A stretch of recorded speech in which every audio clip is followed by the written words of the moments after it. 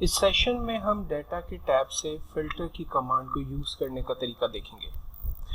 Filter की command को apply करने के लिए जरूरी है कि आप अपनी डेटाबेस में किसी भी फील्ड पर अपने कर्सर को रखें और उसके बाद जस्ट फिल्टर के आइकॉन पर क्लिक करें।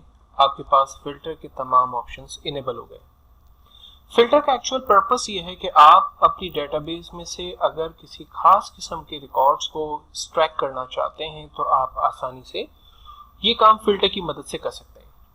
मिसाल के तौर पर अगर मेरे बॉस मुझसे ये कहते हैं कि आप तमाम उन एम्प्लॉइज का रिकॉर्ड मुझसे शेयर करें कि जिनका डिपार्टमेंट HR है, तो मेरे लिए ये काम फिल्टर की मदद से बहुत आसान है। मैंने जस्ट फिल्टर की कमांड को इनेबल किया और डिपार्टमेंट की फील्ड पर जस्ट क्लिक करके इस वक्त जो तमाम चेक्स लगे हुए हैं इन तमाम चेक्स को डिसेबल किया और सिर्फ HR के चेक को चेक किया एंड देन ओके किया। हमारे पास तमाम वो रिकॉर्ड सिर्फ इनेबल हैं जिनका डिपार्टमेंट HR है।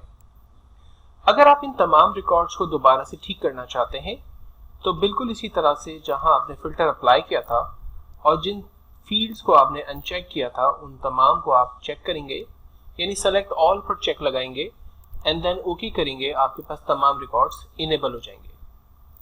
लेट्स सी, मुझे उन तमाम इन तमाम एम्प्लॉइज के रिकॉर्ड देखने हैं जिनका डिपार्टमेंट IT है, लेकिन IT में से मुझे उन तमाम लोगों के रिकॉर्ड देखने हैं जो सिर्फ असिस्टेंट मैनेजर है।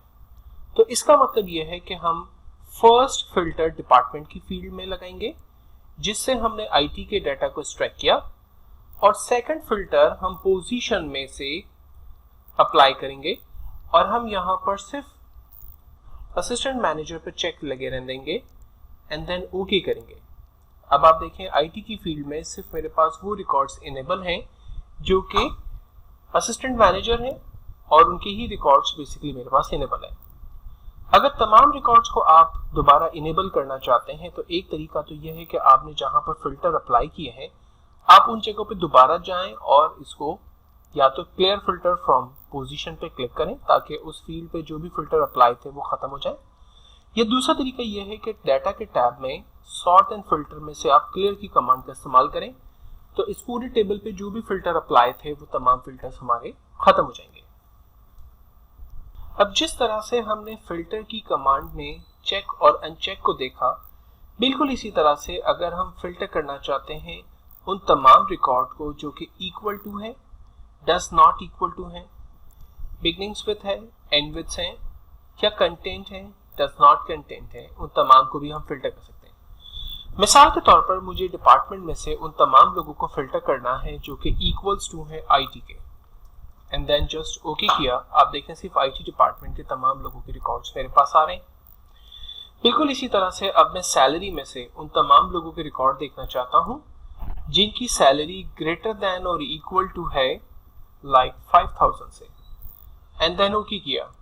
अब आप देखें बेसिक सैलरी में सिर्फ उन्हीं एम्प्लॉइज के रिकॉर्ड्स आ रहे हैं जिनकी सैलरी मोर देन 5000 है। और सिमिलरली अगर मैं इस फिल्टर को खत्म करता हूं और मैं कहता हूं कि मुझे उन तमाम लोगों के रिकॉर्ड्स दिखा दे जो कि लेस देन और इक्वल टू है 5000 के, तो आप देखें अब वो रिकॉर्ड सिर्फ इनेबल हैं जो कि जिनकी सैलरी लेस देन 5000 है।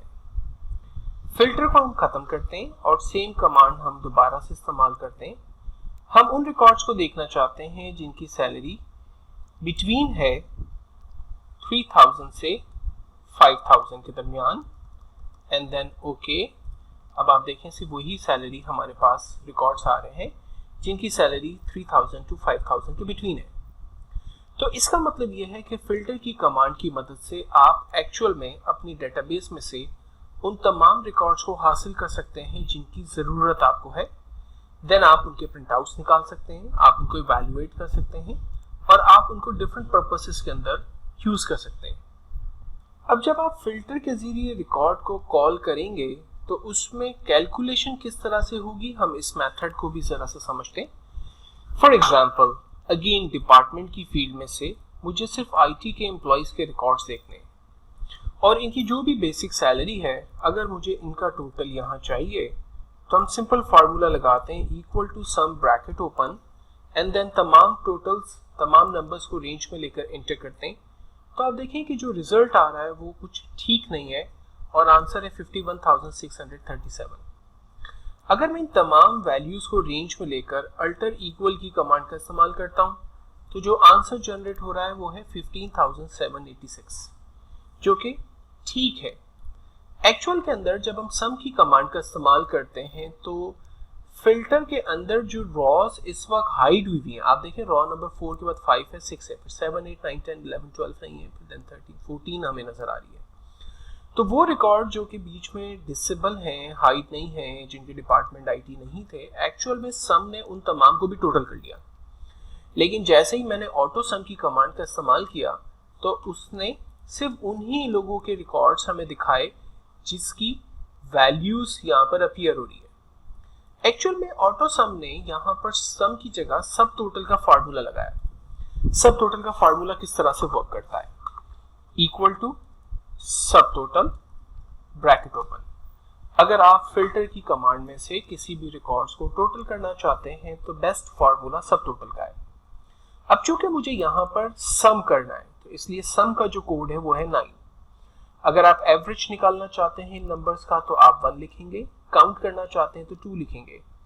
अगर आप काउंट ए की कमांड इस्तेमाल करना चाहते हैं तो 3 लिखेंगे, और इस तरह से ग्रेजुअली जो भी फार्मूला यूज करना चाहते हैं फर्स्ट आप उसका कोड देंगे और देन आप रेंज देंगे।